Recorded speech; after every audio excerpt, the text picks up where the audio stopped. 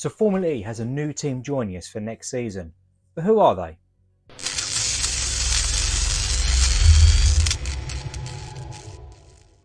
Well, it's Lola with Yamaha.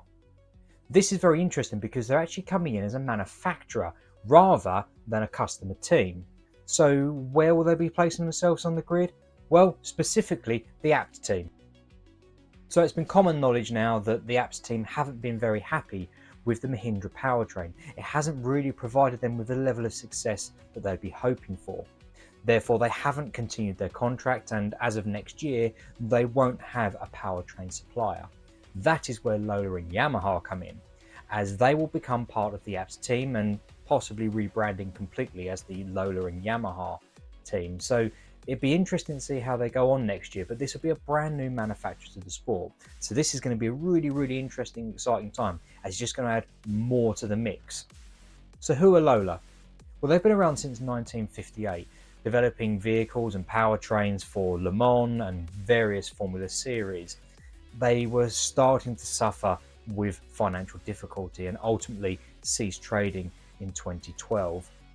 However, looks like they're back with a bang because they want to enter motorsport. They've decided they want to get back to their heritage and actually start competing in motorsport again.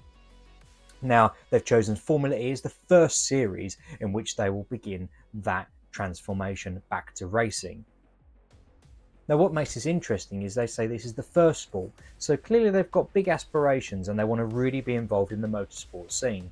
Perhaps maybe looking Extreme H, Formula One, other Formula series such as Super Formula, or perhaps maybe they want to go down touring car, or they want to look perhaps into IndyCar. Not really too sure, but all we do know is this will be their first venture back into it, so I think it's a good thing for them. Now, what does this partnership look like with Yamaha? Now, Lola have made it quite clear already that they want to be the sole provider of the powertrain.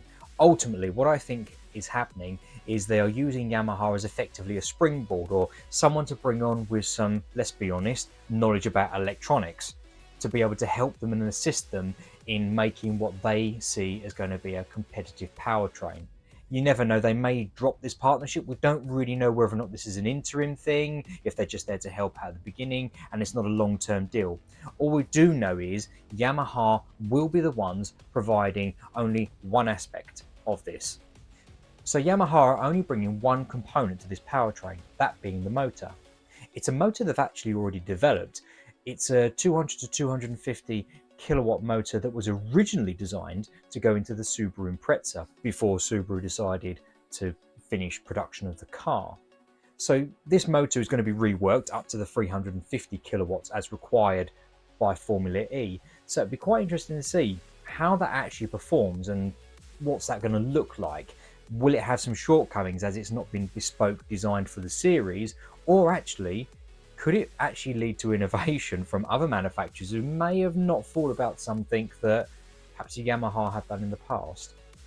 Ultimately, Lola will be developing the rest of the powertrain, so the inverters, the braking system, the regen, the rest of it, which, to be fair, is actually something they're quite used to doing with their racing cars of the past. So that's quite interesting to see from them. Like I said before, this is going to be very interesting because this is actually going to be a new manufacturer. So what is interesting is Lola have made it quite clear that going forward, if this works, they want to be a supplier to other teams.